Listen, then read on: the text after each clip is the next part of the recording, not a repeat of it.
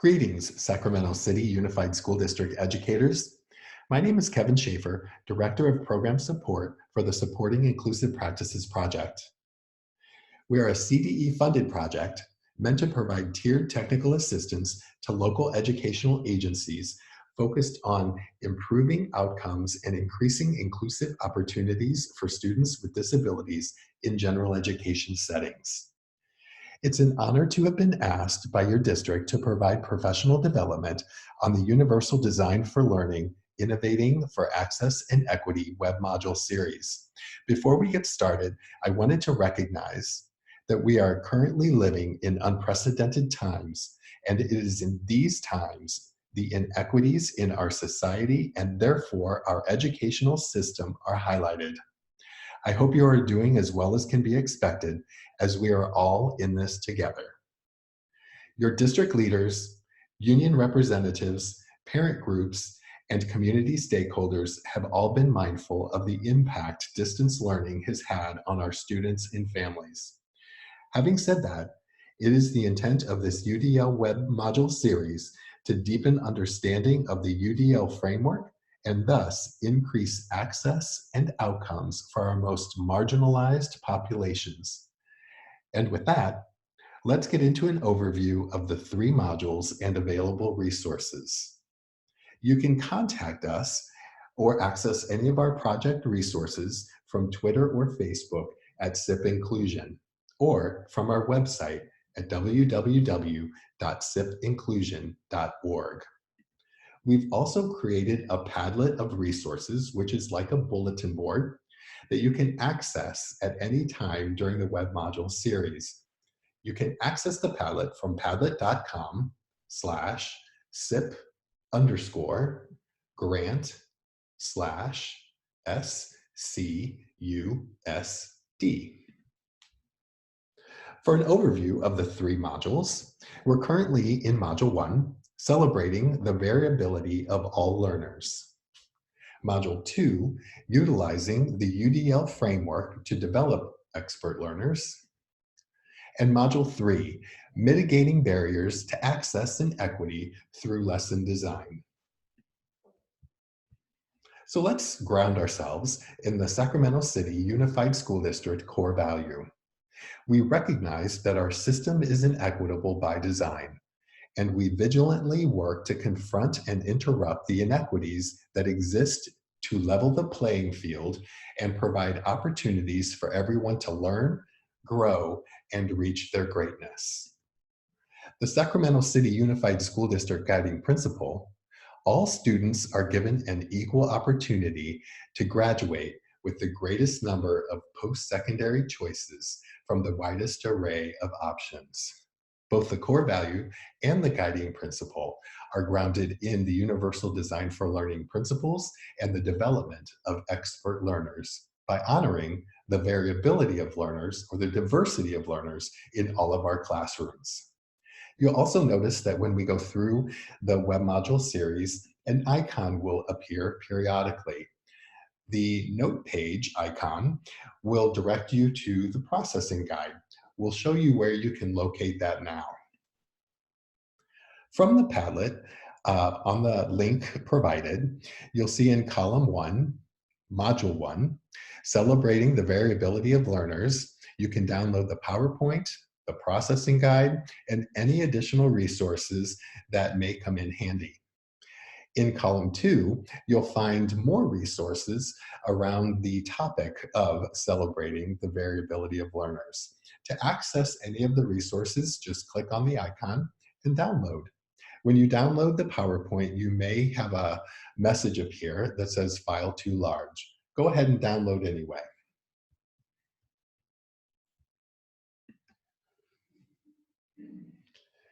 To look at the outcomes for the first module, educators will understand the connections between learner variability, intersectionality, and the cycle of failure.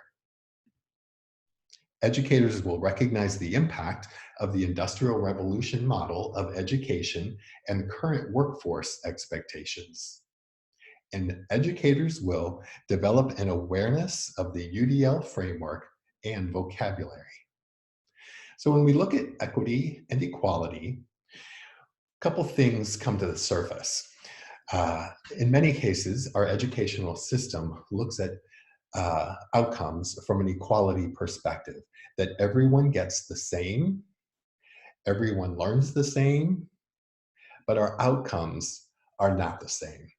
So in an equal educational system, everyone has the same opportunities, but not everyone approaches the educational system in the same way. So therein lies inequities within a system based on equality. An equitable system is one that provides everyone with what they need, not what everyone else needs, but the outcomes then everyone is able to access, everyone is able to uh, meet their full potential.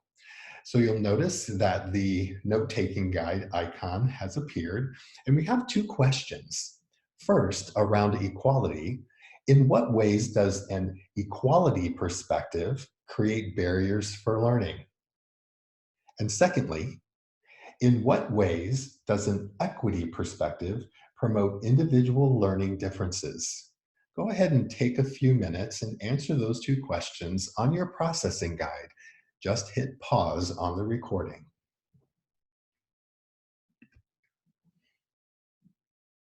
In California Ed Code, the purpose of the educational system is to ensure that each child is a unique person with unique needs, and the purpose of the educational system of this state is to enable each child to develop all of his or her own potential.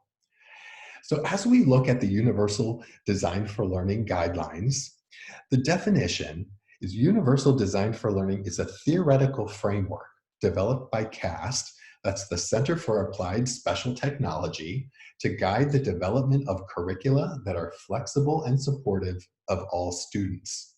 Universally designed structures are indeed more usable by individuals with disabilities, but in addition, they offer unforeseen benefits to all users. On your processing guide, there's a few more statements that describes the Universal Design for Learning framework. UDL is not a curriculum or a toolbox. It is a mindset for equity and access. UDL is a proactive lesson planning framework that identifies potential barriers to learning prior to any instruction being delivered. UDL is not specific to students with disabilities, but relevant and applicable for all learners. UDL is a universal Tier 1 level of support across all educational settings that takes into account the variability of learners across all settings. You can also find additional resources at www.cast.org. There's also interactive guidelines that allow you to click on any component of the visual on the screen currently, and it will take you to more resources and deeper information on each of the components. So let's look at some key vocabulary.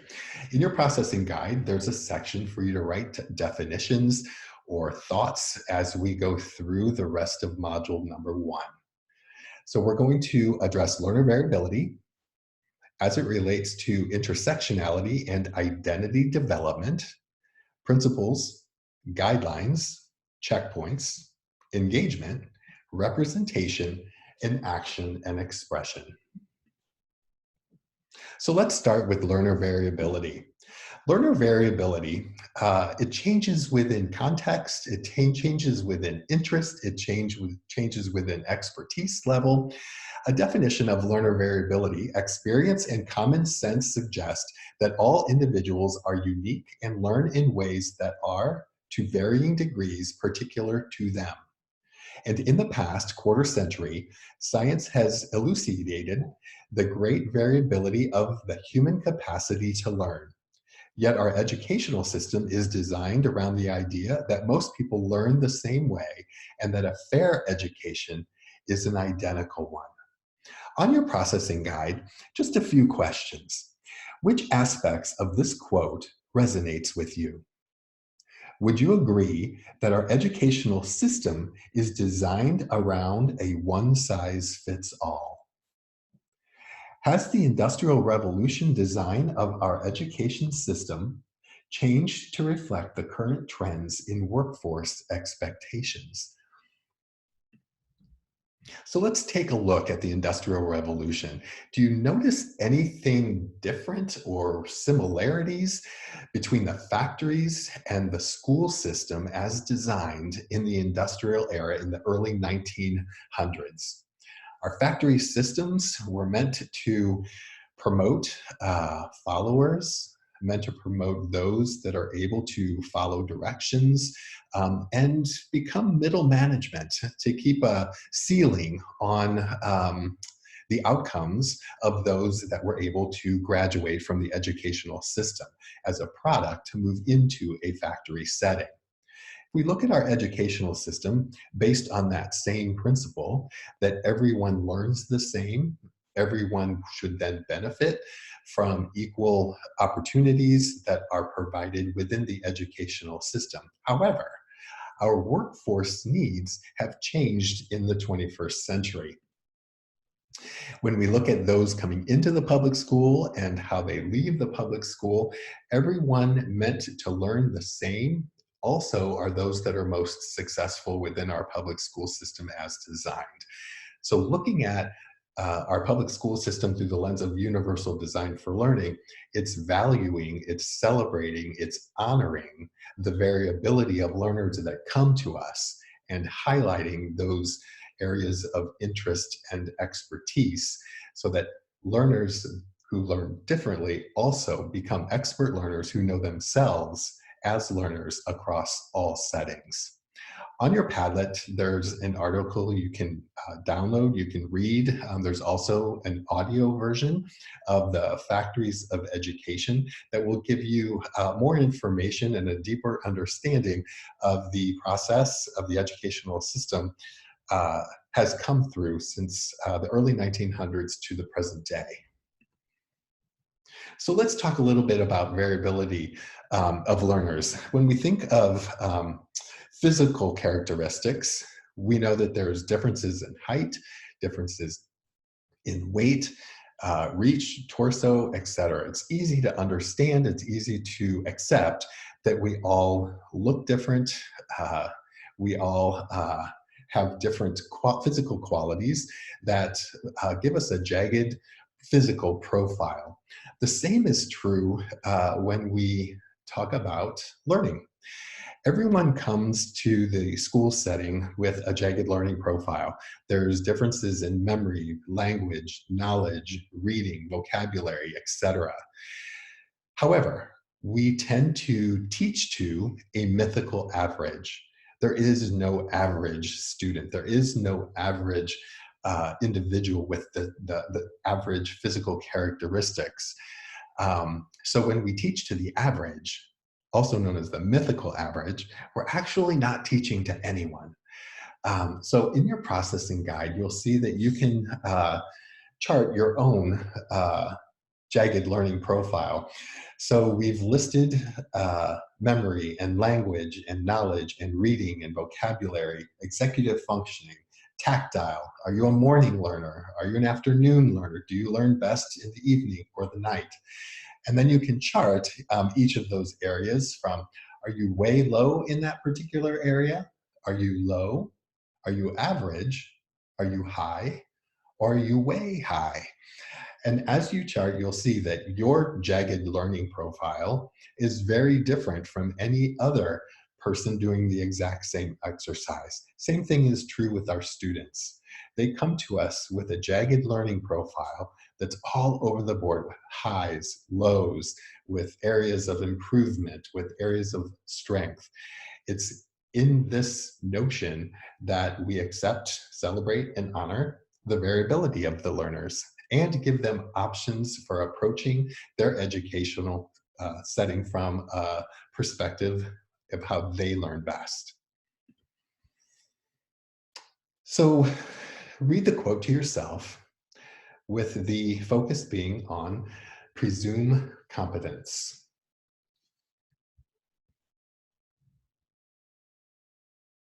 Is it possible that our preconceived notions or implicit biases guide the level at which our instruction is delivered? Is it possible that we assume incompetence from some marginalized learning profiles or some student populations that come to us based on physical characteristics, language abilities, learning abilities? We're going to look in just a moment at a student who has benefited from inclusive opportunities, and from the perspective also that all educators, all adults that came in contact with Patrick presumed his competence, even though he's an adult now with Down syndrome. And this is Patrick. Beth Foraker and Patrick Foraker. Beth is Patrick's mother. And Beth is in the teacher college at the University of California at Davis. And Patrick was born with Down syndrome. And Beth tells her story, and you can actually hear her story. She did a Zoom call with Patrick specific for this presentation.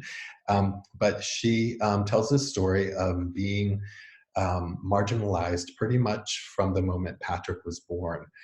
Having the note put on her hospital door, no visitors, and not really understanding why no one was coming to visit.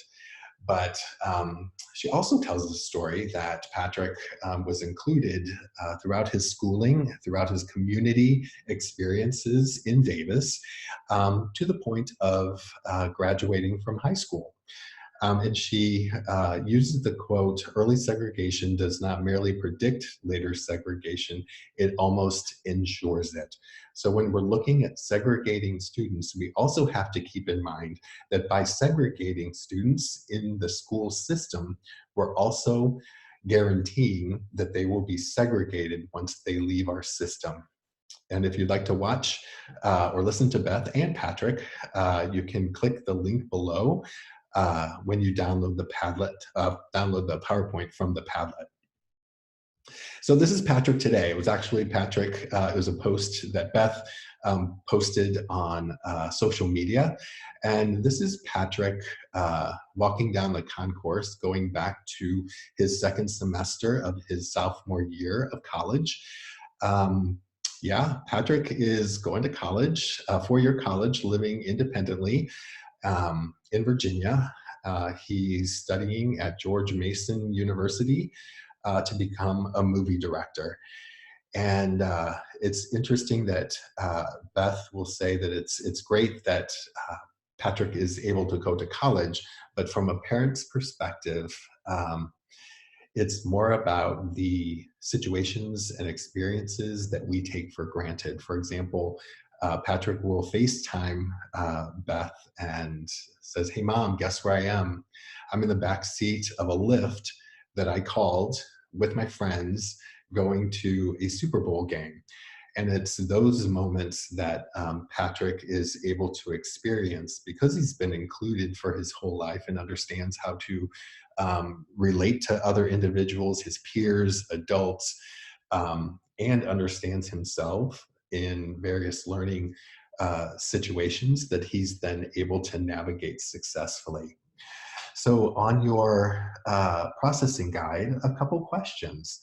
What are your thoughts and reflections on the quote, "Early segregation does not merely predict later segregation, it almost ensures it"? Do you agree? Do you disagree? Why or why not? And then also, predict what Patrick's life might be like if he had not been afforded inclusive opportunities. Where would he be today? Would he be able to go to college? Would he be able to hold a job? Would he be self-determined? So a couple more thoughts about learner variability. Two things.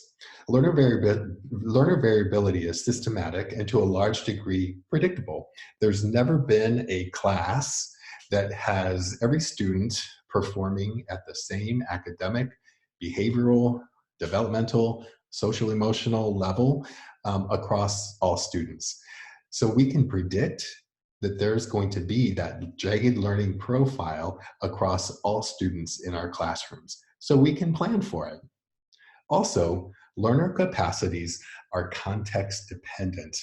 Context dependent meaning we are good at some things, we're not good at other things. We may learn better in the morning, others may learn better in the evening. Um, I am not a math person. I try, but I have a lot of areas to improve upon. However, with spelling, I am gifted. I can spell almost any word that's put in front of me. As for art, not so much. Put me in a context where I have to figure skate, and again, that's my area of expertise.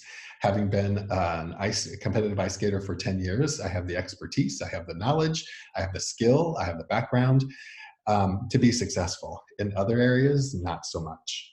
And that's typically jagged learning profile, and that's how our students approach the educational system. So we are going to watch a quick video, and this is Shelley Moore, Transforming Inclusive Education.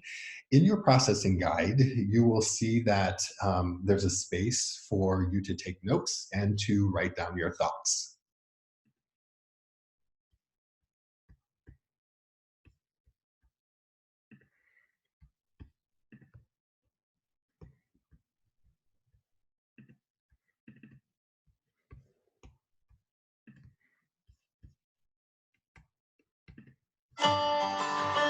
Hi, my name is Shelley Moore, and I'm a third-year PhD student at the University of British Columbia in Vancouver. As Canadians, we have a reputation for finding and embracing the strength in our diversity. This value, however, hasn't been reflected in our classrooms, which still segregates students by ability, especially students with developmental disabilities. There's a gap in our understanding about what we know inclusive education to be philosophically versus what we understand and the importance of understanding inclusion in our practice. This is the question I'm trying to answer in my research, is how can we find the value in the day-to-day practice in our classrooms in terms of inclusive education? So how am I going to explain this to you? Now I can sit here and try and describe this, or we can have a little bit more fun. Why don't we go bowling? So let's talk about bowling. You have 10 pins, you have 2 balls, and you have a lane. The goal is to knock down as many pins as you can. But if you don't get them all, it's okay because you have another chance.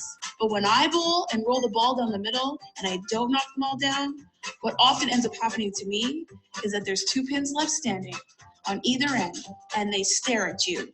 It's the 7-10 split and it's the hardest shot in bowling. How is bowling like teaching? The ball was the lesson, the pins are the kids. We aim for the middle, we do the best we can.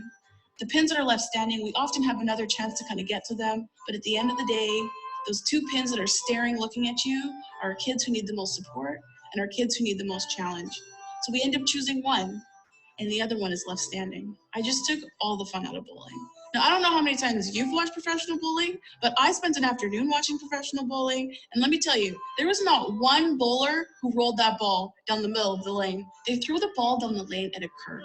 And I was actually really curious about this, so I called up a professional bowler. He was so excited. I don't think he gets a lot of calls about education. He said the reason why the ball has to enter at a curve is because you will knock down more pins and create a bigger domino effect if you enter at that angle. But in order to do that, you have to change your aim. In order to knock down the most pins with one shot, he aims for the pins that are the hardest to hit. Now let's just let this sink in for a second. We are taught to teach the head pins. We are not taught to teach the kids who are the furthest and the hardest to get to, the kids with autism, the kids with Down syndrome. The part that's critical here, and it really aligns with Universal Design for Learning, is that so often the supports that we design for those kids on the outside of the lane are actually supports that all of the kids need. This is the part we need to understand if inclusive education is going to move forward in Canada. How can we find this value of diversity in our classrooms between the students? This is not just important for the outside pins, but it's critical for every single one of us. And just think, all we need to do is change our aim. Look how bowling changed education.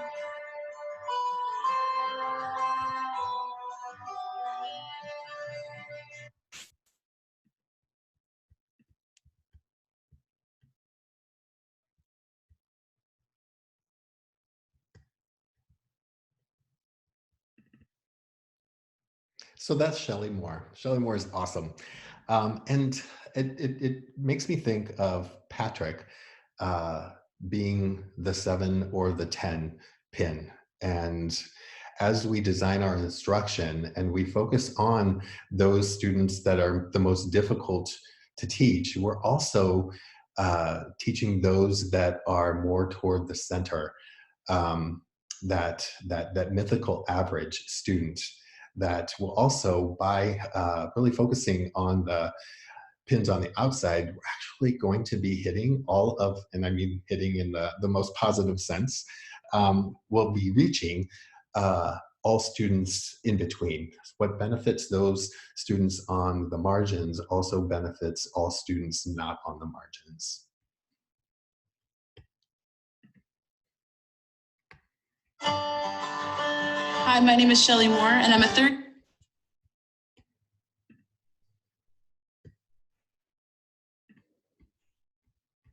All right, let's look at learner variability through a lens of intersectionality. It's a term that many people aren't familiar with, but critical to understanding the various identities that students bring to the educational system. So again, remember that you can go back to your processing guide and you can take notes and define all of the key vocabulary. So it's important to look at shared responsibility and self-reflection. And we have to self-reflect on the idea that there are specific groups of people that are afforded privileges in our society and our educational system that are not accessible or afforded to other groups. This requires a level of self-reflection, but also shared responsibility in that we're all responsible for teaching all students beyond the silos of general education, special education, English learners, etc. So in your note-taking guide, when we reference shared responsibility and self-reflection, what thoughts, emotions, and or perspectives are raised based on the terms privilege, implicit bias, and marginalization? Take a moment and reflect in your processing guide. So when we acknowledge that bias exists, we are then empowered to go deeper into the work of breaking it down, one baby step at a time. We can do this work by increasing our awareness of identity, which includes understanding of intersectionality. Conversations around privilege, power, implicit bias is not one of blame, but of self-reflection of how our society works, in that there are individuals, certain populations that benefit from the way the world is structured, and then there's also those that are marginalized. So we're going to take a moment and we're going to watch a quick video on intersectionality, what it is, and why it's important.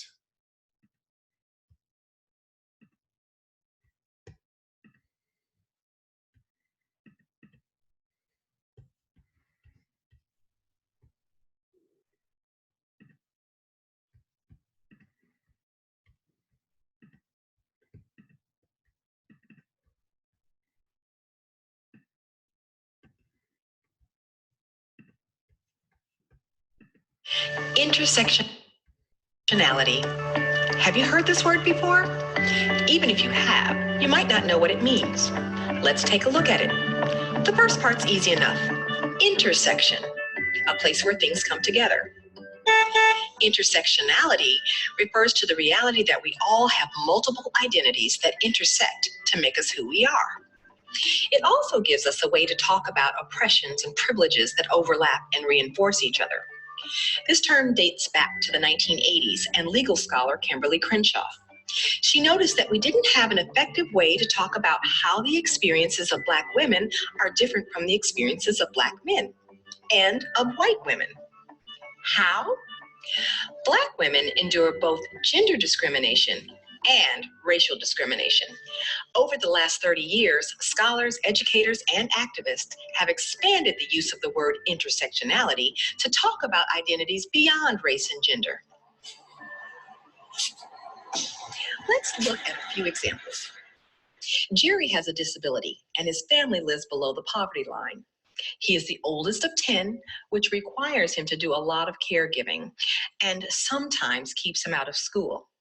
No one in the school counseling office has talked to Jerry or his parents about his plans for after graduation.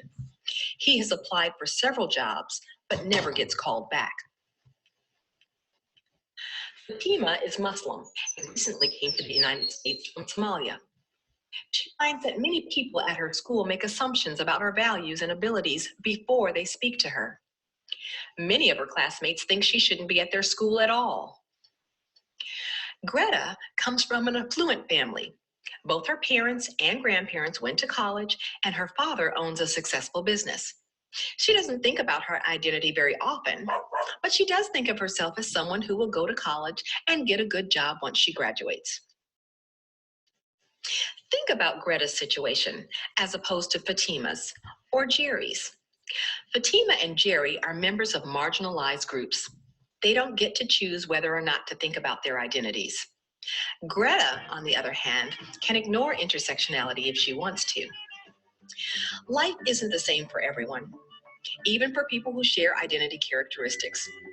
By adopting an intersectional lens, we have a better opportunity to understand why and to change the institutions that help and harm us based on who we are.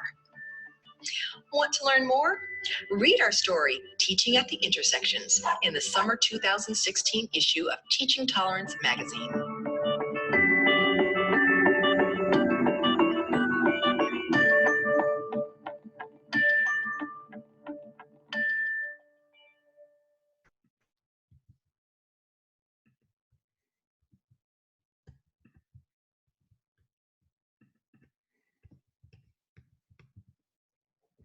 So remember, in your processing guide, there is a section that allows you to, or provides for you to take notes on any of the videos that we show throughout the module series. So let's dive a little bit more deeply into intersectionality. And as I said, as we talk about universal design for learning, it's not specific to students with disabilities. My background is as a teacher and a program specialist in special education, but working primarily in general education settings, working with general education teachers on ensuring that there's access and accommodations and modifications for students who are in special education. So much of the bent of the presentation will be from a perspective of students with disabilities. So as we look at intersectionality a little bit more deeply, we look at various identities that students bring to the educational setting. So the circle on the screen represents the student, and the students each bring with them many, many identities.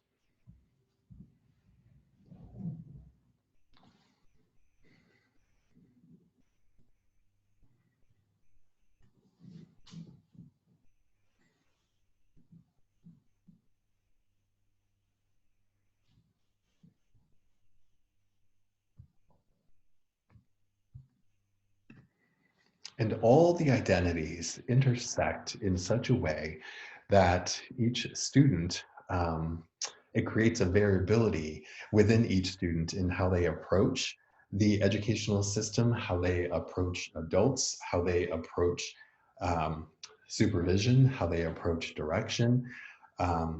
Each of the identities and the way they interact with each other influence a student's approach to the educational system, but also the perspective of the adults within that system.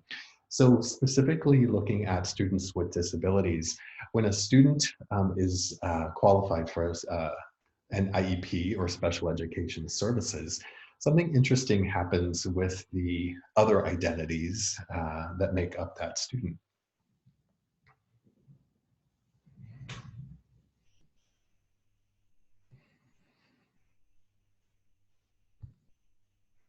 And generally, all of the other identities fall away, and that student is then labeled based on one identity.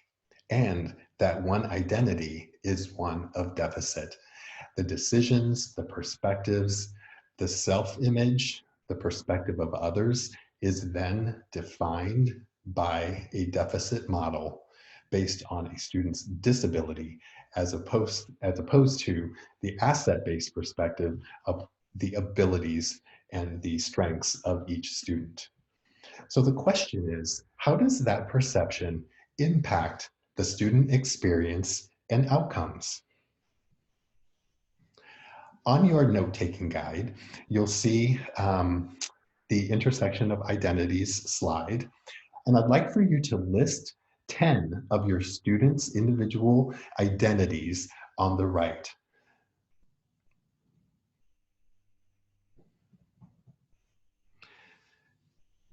The component of self-reflection that influences this process is also the way in which we approach student identities. And we can do that based on the work of Elisa Fritura in 6 different ways.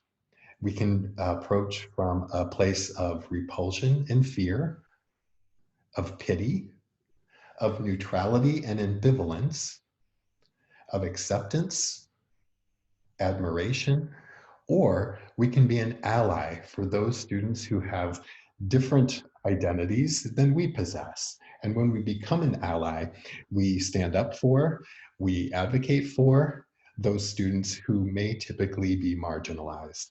So on your processing guide, I'd like you to list those 10 identities of the students that you teach, and then also list your response to each one. And your identities could be students with behavior deficits, students with moderate to severe significant cognitive disabilities. It could be language, it could be race or culture.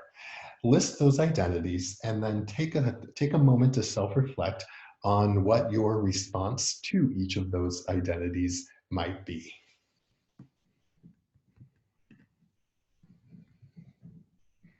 And in order to interrupt our bias, we have to understand that we're human. Our brains have evolved to take shortcuts.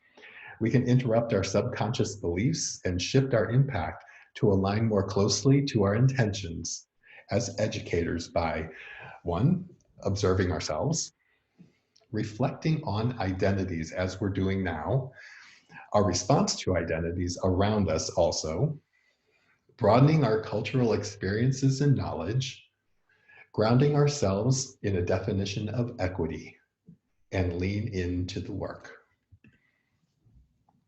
As I mentioned earlier, the 6 different approaches or responses to various identities, I wanted to make sure that we gave you definitions of each.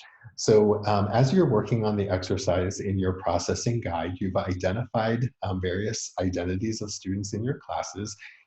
Choose one of the responses from repulsion and fear, pity, neutrality, acceptance, admiration, or becoming an ally.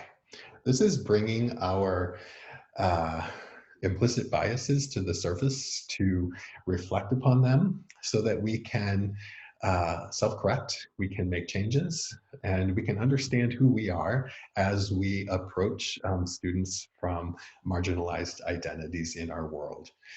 Beth Foraker, when you watch her video that is on the Padlet, she mentions the idea of the soft bigotry of low expectations.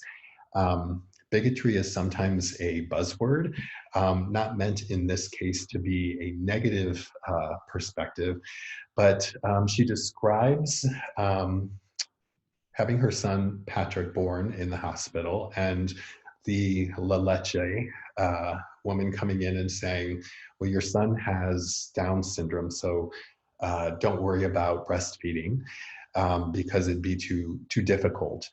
And what Beth learned later on was that children with Down syndrome have enlarged tongue, and with breastfeeding, it would exercise their tongue and give him more of an opportunity to develop communication.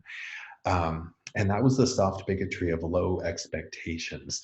Having low expectations or approaching individuals from a perspective of they cannot do something is the idea of soft bigotry of low expectations. And it impacts the cycle of failure in that students experience marginalization.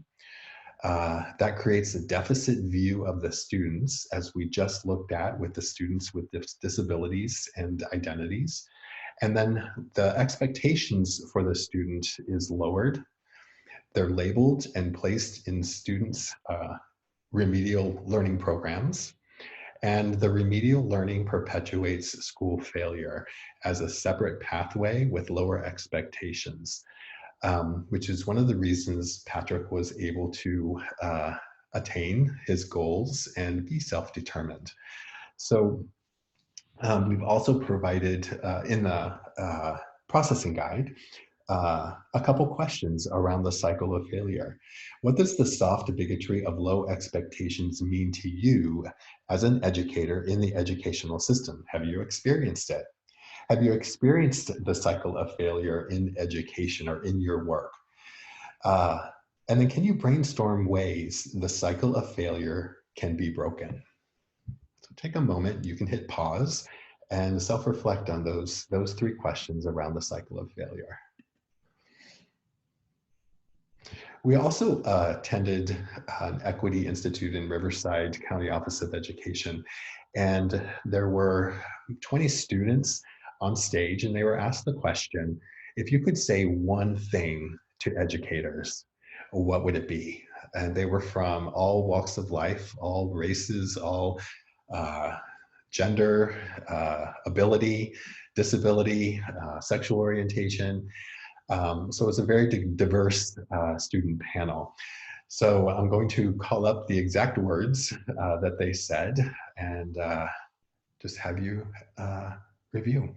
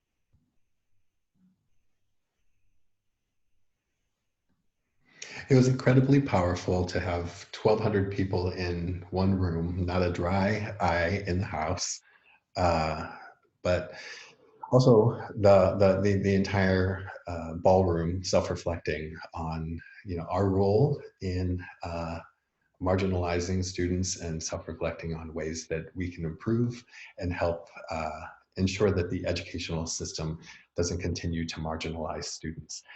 And this quote, the world's problems begin with the belief that some human lives are more valuable than others. And it forces me to reflect on who's valued in our educational system and who has less value. So we're gonna watch one more video. This is Science Restaurant. We're gonna move into specifics around universal design for learning. We're gonna start with a restaurant that is staffed with all deaf waiters. And what I'd like you to do is not only take notes on your processing guide, but also I'd like you to compare and contrast the environment of the restaurant with the classroom or the educational setting.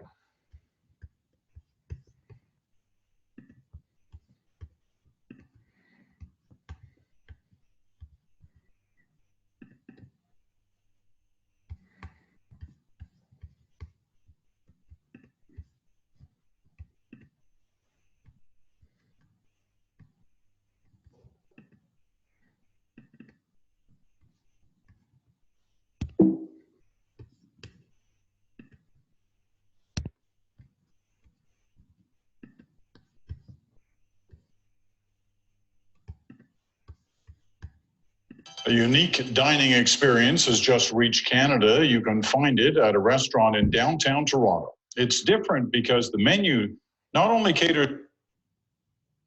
Oh my gosh, it's like gone. It's way better. I can't believe that. What is this? To the taste buds. It also speaks a language of food you won't hear anywhere else. Joanna Remiliotis explains. The menus are ready, the sliders ready to grill, the staff dressed and ready to go. Opening night of a brand new restaurant in town, where the goal of the evening is to have your order fall on deaf ears. Yep, you heard that right. This is Canada's first restaurant staffed with deaf waiters and waitresses. But in terms of an idea, how This is the first one of its kind. aptly named Signs, this is a place where you have to follow the signs. Customers are asked to order food and drink using American Sign Language. There are icons next to every menu item and a cheat sheet to help. Oh yeah, red something and then beet and then watermelon. And what does that mean? Red beet watermelon salad. I'm gonna have to jump. What's that? Sign it. Jump. Yeah, you have to sign that. It's like this and this. Exciting.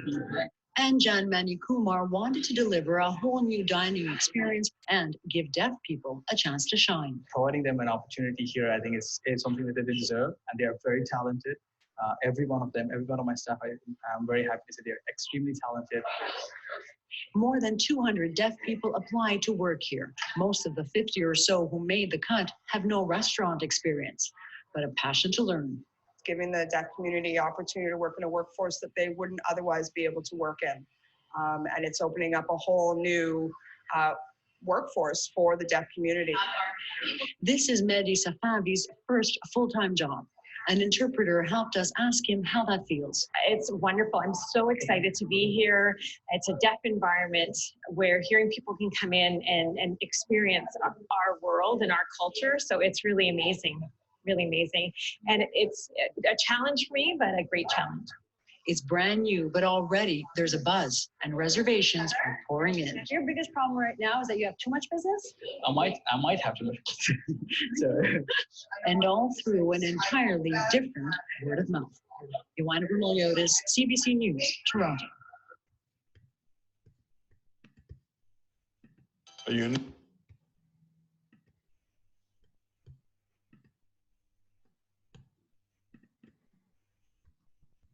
So were you able to find any similarities, any differences to classrooms, educational settings? What it makes me think of is the waiter who says it's his first job. What it makes me reflect on is he's always had the skill to do the job of being a waiter, but the environment never allowed for him to have a competitive integrated wage that would support himself and his family. So it's the environment that is disabled, not the individual. I also think about the customers that by virtue of stepping one foot into the new environment where the primary mode of language has changed to sign language, they, by taking that one step, have become disabled. And again, it's not because they've changed, but it's because the environment and the expectations have changed. Therefore, they need to be provided accommodations, modifications like the icons on the menu, peer support, the support of the waiters in order to get their needs met or to reach their goal. And the goal is to get a meal, order a meal, and to eat and to sustain themselves. So similarly to our students, that if their goal is to meet the lesson objective, we have to ensure that they're provided the accommodations and the modifications that allow them to open up the opportunity for them to access. So any other comparisons or differences, just write into your processing guide. So we're going to look specifically, before our hour is up, at terms that relate to universal design for learning. The first is principles. And when we look back at the guidelines, and we'll refer back to this again in upcoming modules, when we look at the guidelines, the principles are across the top. So there's 3 columns. There's the principle of engagement, there's the principle of representation, and there's the principle of action and expression. And remember, in your processing guide, there's a section for you to take notes and to document any of your learning as we go through the new vocabulary. Also, at the bottom of the guidelines, you'll see a web link, and that is the link to the interactive guidelines. Again, clicking on any of the specific areas will get you to more information and resources. Guidelines.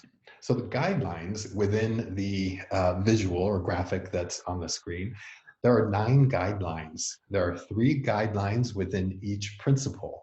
So there's 3 guidelines within the principle of engagement. There's 3 guidelines within the principle of representation, and there's 3 guidelines within the principle of action and expression, 9 in all. Checkpoints. Checkpoints are simply the bulleted statements within each of the guidelines. So there are multiple checkpoints within each of the 9 guidelines, of which there are 3 guidelines within each principle. So there's the principle of engagement, the guidelines, which are recruiting interest, sustaining effort and persistence, and self-regulation. And within each of those guidelines, there are multiple bulleted checkpoints. So go back to your processing guide and make note of what your checkpoints refer to. And then finally, engagement, representation, and action and expression. As we said earlier, engagement, representation, and action and expression are all principles. We'll go deeper into how to read the guidelines in Module 2. So our final quote, do the best you can until you know better. Then when you know better, do better. So the last component of your processing guide, underneath the quote, we're all on a journey to continuously improve and do better. What are 2 areas based on the information presented in this module that you commit to doing better? I will see you in module number 2.